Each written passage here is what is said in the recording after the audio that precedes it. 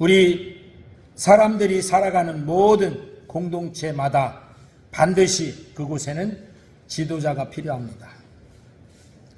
가정에는 부모가 필요하고, 교회에는 목회자가 필요하고, 사회에는 정치 지도자가 필요하고, 그리고 우리 삶에는 하나님이 세우신 그런 질서가 존재하고 있습니다.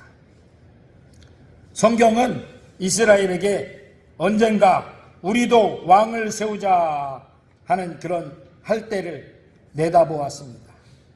그래서 신명기 17장 14절에 이렇게 말씀하죠. 같이 합독합니다. 시작. 내가 내 하나님 여호와께서 내게 주시는 땅에 이르러 그 땅을 차지하고 거주할 때 만일 우리도 우리 주위 모든 민족들 같이 우리 위에 왕을 세워야겠다는 생각이 나거든. 그러니까 하나님께서 주신 약속하신 땅, 젖과 꿀이 흐르는 가나안 땅에 이르러서 그 땅을 차지하고 거기서 잘 이렇게 살다가 주위의 모든 민족들이 왕을 세웠으니까 우리도 왕을 세워야겠다는 생각이 나거든. 이렇게 말씀하죠. 이렇게 하나님은 이스라엘 백성들이 그렇게 왕을 세우는 일을 허락해 주셨습니다. 하지만 아무나 아무 방식으로나 왕을 세우게 두지 않으셨습니다. 왜냐하면 잘못된 지도자는 백성을 파멸로 이끌기 때문입니다. 오늘 왕을 세우려면 이라는 제목으로 하나님께서 말씀하신 참된 지도자의 원칙을 살펴보고자 합니다. 오늘날에는 왕이 별로 없잖아요. 각 나라마다도 대통령이나 수상이나 그런 지리자들이 있지, 왕이 있는 나라도 있습니다. 아직. 그렇지만 별로 없으니까 여기서 왕은 지도자로 이렇게 생각하면 좋겠습니다. 오늘 우리 삶과 공동체, 가정과 교회에 어떻게 이 지도자를 세우고 그 지도자에 대해서 적용할지를 생각해 보는 말씀이 되면 좋겠습니다. 첫 번째로, 지도자는, 왕은 하나님이 택하신 자여야 한다. 이렇게 말씀하고 있습니다. 신명기 17장 15절 시작. 반드시 내 하나님 여호와께서 택하신 자를 내 위에 왕으로 세우실 것이며 내 위에 왕을 세우려면 내 형제 중에서 한 사람을 할 것이요 내 형제 아닌 타국인을 내 위에 세우지 말 것이며. 만약에 우리나라에도 대통령을 세우는데 외국 사람을 대통령으로 세우면 되겠습니까? 안 되겠죠. 그래서 이렇게 말씀하시는 거예요. 그리고 또 이스라엘은 자기들이 스스로 왕을 정하는 것이 아니라 하나님이 택하신 자를 세워야 했습니다. 오늘날 이렇게 말하면 굉장히 반감을 가질 사람들도 많을 것 같아. 국민들이 원하는 사람 세워야지 무슨 하나님이 택한 자를 세우냐 이렇게 말할 수도 있을 것 같아. 그런데 하나님께서는 그 공동체에 하나님이 가장 적당하고 맞는 그런 지도자를 세우기를 원하시는 거죠. 그런데 사람들은 속속들이 잘 알지 못하기 때문에 하나님이 그 중심을 보시고 세우신다 하는 것이죠. 이 의미는 지도자의 권위가 사람들에게서 나오는 것이 아니라 하나님께로부터 온다는 것을 의미합니다. 사무엘상 16장에서 다윗이 기름 부음을 받았을 때 그는 형들보다 자꾸 초라했지만 하나님은 중심을 보셨습니다. 그 다윗 집에, 그러니까 사무엘이 왕을 간택하려고 뿔에 기름을 담아갖고 갔어요. 가갖고 미리 연락을 해놨죠. 다윗의 아버지 이새에게는 다윗 위로 7 형들이 있어. 7형. 기라성 같은 7 형들이 있고 다윗은 막내. 그러니까 사무엘이 온다 그러니까 이새가 그 형제들을 불러갖고, 아들들을 불러갖고, 야, 그 사무엘이 와서 왕을 삼을지도 몰라. 그러니까 너희들이 잘 꾸미고 잘 목욕제기하고 그리고서 여기 참석해라.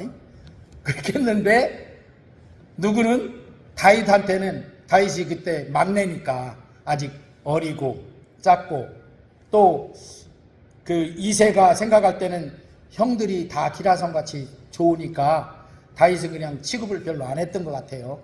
그래서 다윗아, 너는 형들이 다 빠져나오면 양을 지킬 사람이 없잖아. 그러니까 네가 거기서 양 지키고 있어. 너는 아직 어리니까 네 형들이 이렇게 할 때 그렇게 하고 사무엘을 맞이했잖아요. 그래서 사무엘이 이제 가갖고 보니까 굵직굵직한 그 형제들이 있는데 다 좋아 보여. 그래서 그 형제들을 나오라고 한 명씩 나오라고 했는데 첫 번째 아들이 엘리압이라고 하는 그 다윗의 큰형이죠. 큰형이 딱 나왔는데 보니까 사무엘이 딱 보니까 왕감이야. 그래갖고 야, 여기다 이 사람이 왕인가 보다. 하나님이 택하신 왕인가 보다 하고서 기름을 부으려고 딱 하니까 하나님이 뭐라고 해요? 사무엘아 멈춰라. 아니다. 그는 내가 버렸다. 아니다. 너는 그 사람의 외모를 보지만 나는 사람의 중심을 보느니라. 그래가지고 안 벗잖아요. 못 벗잖아요. 또 두 번째 나왔는데 두 번째도 그렇게 훌륭해. 그래서 하려고 했더니 아니, 하나님이 아니라고 7명이 다 지나갔습니다. 근데 아무도 없어요. 하나님이 허락하신 분, 그 왕이 없어. 그러니까 사무엘이 이새한테 그렇게 묻잖아요. 아들이 이뿐입니까? 끝났습니까? 그러니까 이새가 아닙니다. 선지자님, 한 명이 있어요. 막내가 있는데 아직 어리고 그래서 저 형들이 지키지 못하는 양떼를 지키라고 들판에 뒀습니다. 그러니까 사무엘이 어떻게 빨리 가서 사람을 지켜서 빨리 불러오라. 그가 오기까지 내가 식사 자리에 앉지 않겠다. 그래갖고 다윗이 양을 지키다가 그냥 작업복 차림 그대로 온 거 아니에요. 달려온 거예요. 달려와서 딱 왔는데 하나님이 사무엘에게 감동을 주시는데 네가 기름을 부을 그 왕이다. 왜? 그 형들은 다 이미 다 꾸미고 다 미리 차비를 해갖고 왔는데도 하나님은 붙지 않고 그 다윗은 헐레벌떡 지금 양 지키다가 그 외양간 냄새나는 그런 차림으로 온 거 아니에요. 그런데도 하나님은 그에게 기름을 부으셨죠. 이 다윗은 그의 형들보다 작고 초라했어요. 그렇지만 하나님은 그 중심을 보시고 그에게 기름을 부으셨어요. 오늘날 우리도 지도자를 선택할 때 외모, 능력, 인기 그것만을 보아서는 안 된다는 것이죠. 하나님이 기뻐하시는 사람, 말씀 위에 선 사람을 세워야 한다는 것입니다. 가정에서 우리 가장들은 하나님께서 세워주신 가정의 지도자예요. 그렇다면 그 가장들은 스스로가 내가 우리 집이 가장이니까 주인이다 이렇게 하는 것이 아니라 하나님이 나에게 가장으로서 이 가정을 위임하여 주신 자리라는 것을 기억해야 합니다. 하나님이 그렇게 안 하셨다면 나는 가장으로서 세워질 수가 없었다라고 생각해야 돼요. 할렐루야. 모든 사람 인생의 진정한 왕은 내가 아니라 예수 그리스도이십니다. 그래서 요한복음 15장 16절이 그렇게 말합니다. 시작. 너희가 나를 택한 것이 아니요 내가 너희를 택하여 세웠나니 이는 너희로 가서 열매를 맺게 하고 또 너희 열매가 항상 있게 하여 내 이름으로 아버지께 무엇을 구하든지 다 받게 하려 함이라. 내가 주인이 되려는 마음을 우리는 내려놓고 하나님이 선택하신 예수님을 내 삶의 왕으로 모셔야 합니다. 우리가 예수님을 뭐라고 해요? 주님, 주님 그러죠. 주님 할 때 그 주자가 주인 주자예요. 그러니까 우리는 말할 때 예수님을 내 주인님, 주인님 한단 말이에요.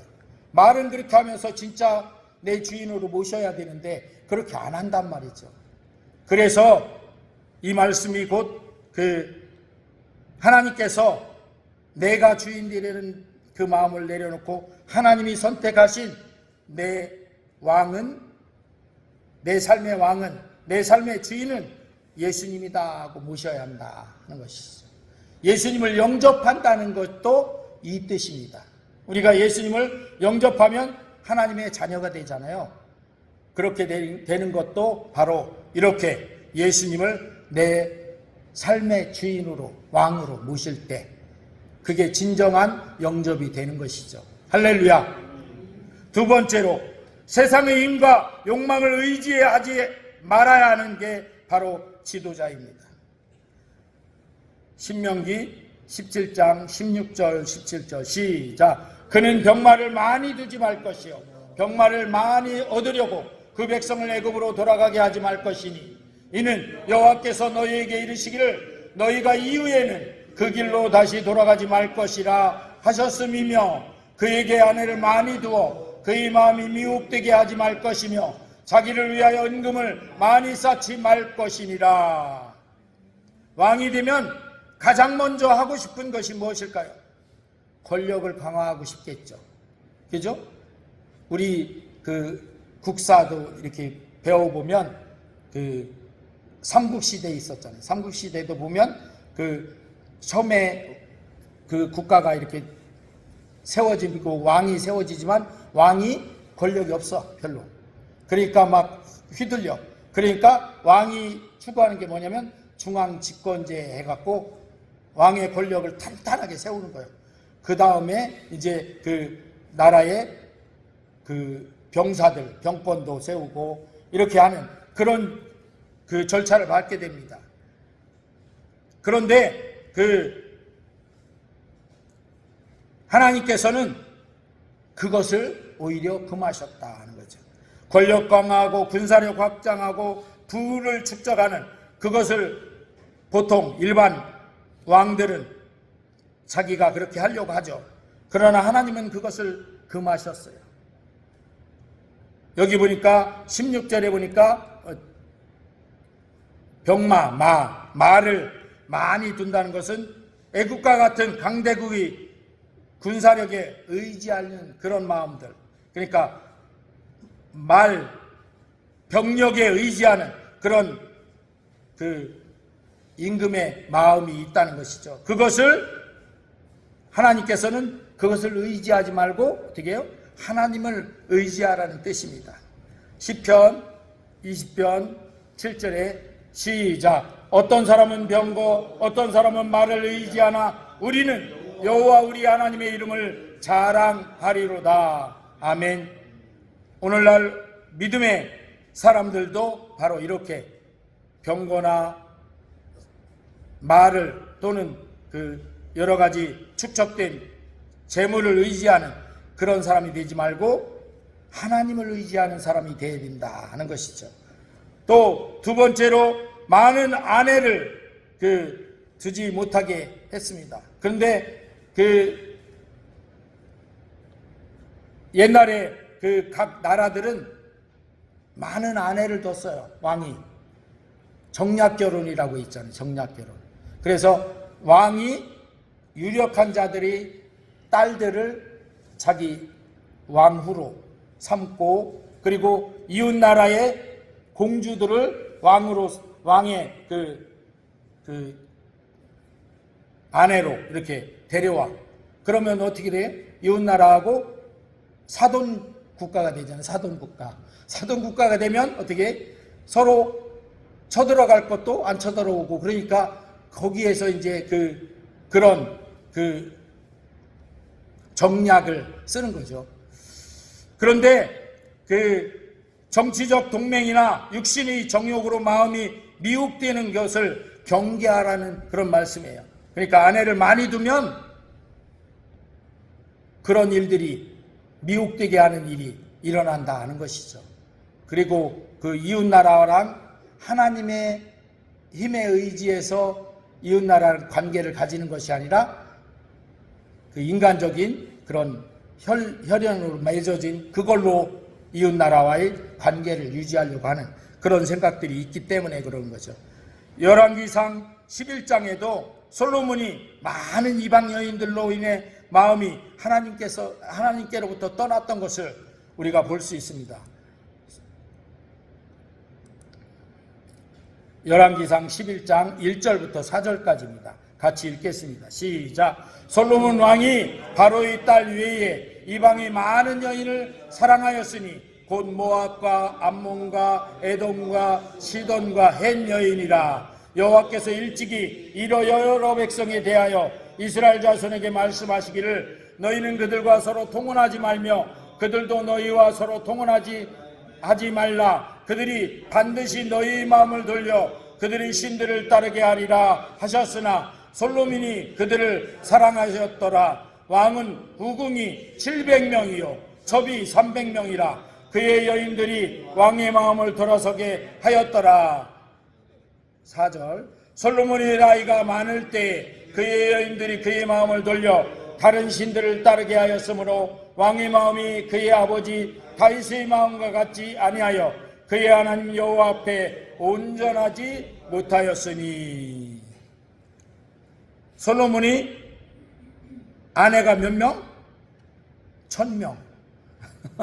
700명의 그 주변에 있는 나라들 공주들을 다 아내로 다 데려온 거예요. 왜? 그렇게 하면 자기랑 맺어진 관계가 있으니까 거기서 반역을 못하게. 그때 당시에 이스라엘이 아주 왕성해서 주변 나라들을 다 이렇게 조공을 받고 그랬잖아요. 그런 관계를 계속 유지할 것 같으니까 그렇게 했던 거예요.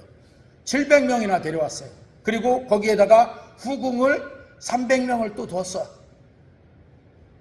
그러니 1000명이 그 아내들이 이 아내는 이런 요구를 할 것이고 저 아내는 또 이런 요구를 할 거 아니에요. 그러면 솔로몬이 그럼에도 불구하고 마음이 그냥 단단하게 하나님을 향해서 있었으면 좋았을 텐데 여기 보니까 나이가 많아지면서 그 여인들이 그의 마음을 돌렸더라. 그래서 다른 신들을 따르게 하였더라. 솔로몬이 왕이 처음 됐을 때 어땠어요? 1000번제를 드리면서 하나님 앞에 하나님의 신뢰를 얻었던 왕 아니에요. 그래서 전무후무한 지혜도 받고 부귀영화도 받고 그리고 또 솔로몬이 장수도 받았던 그런 왕인데 이렇게 됐어요. 그 마음이 돌아서서 이렇게 지도자들은 이런 정략적인 것이나 또는 이런 정욕적인 아내를 많이 두는 그런 것에 의해서 마음이 미혹되는 것을 경계하라는 말씀이죠. 또 은금들은 지도자의 목적은 자기가 부를 쌓는 것이 아니라는 것을 분명히 해야 됩니다. 백성을 섬기는 것이 지도자의 목적이에요. 우리나라도 또 다른 나라도 대통령이 되면 대통령이 돼서 내 재산을 좀 많이 늘리겠다? 그건 올바른 지도자가 아닌 것이죠. 백성들을 위해서 섬기기 위해서 내가 지도자가 된다. 이렇게 해야 되는 것이죠. 오늘 우리도 세상의 힘과 성공 그리고 물질, 욕망을 삶의 기준으로 삼지 말아야 됩니다. 그 대신에 하나님을 신뢰하는 그것을 우리 삶의 기준으로 삼아야 한다 하는 것이죠. 할렐루야. 세 번째로 말씀을 가까이 하고 겸손히 다스려야 합니다. 지도자는 통치권이 있잖아요. 그러니까 겸손히 다스려야 된다 하는 거죠.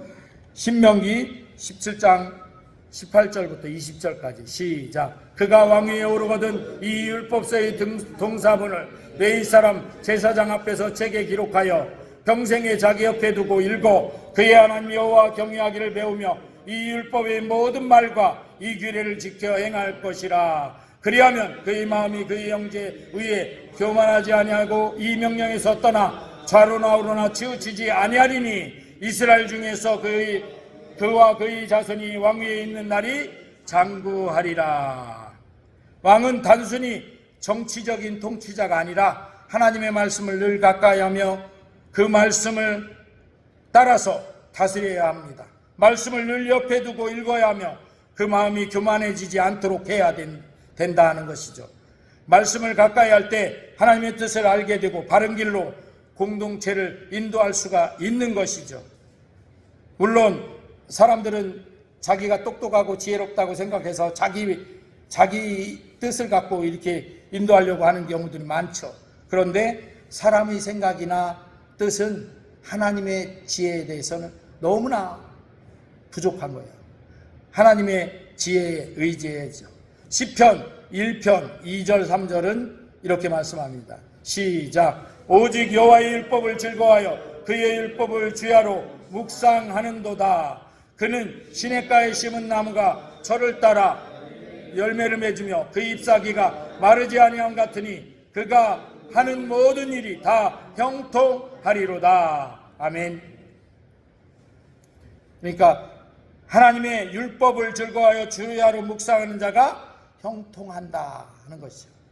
그래서 모든 지도자도 이렇게 하나님의 말씀을 묵상하는 자로 형통한 자가 되어야 된다 하는 것이죠. 오늘날 지도자의 진정한 힘은 카리스마, 능력이 아니라 하나님의 말씀에 순종하는 겸손입니다. 또한 성경을 삶의 지침서로 삼고 가정과 교회에서 말씀으로 이끌어가는 리더가 되어야 하는 것이죠. 예수님의 지도력이 어디에서 왔느냐 하면 섬김에서 왔다 하는 것이죠. 자기 자신을 생명을 십자가에 못 박혀 죽기까지 내어주기까지 하는 그 섬김, 그게 예수님의 진정한 지도력이었던 것이죠. 그래서 오늘날 진정한 지도자들도 이 예수님의 지도력에 따라가야 된다 하는 것이죠. 할렐루야. 기도합니다.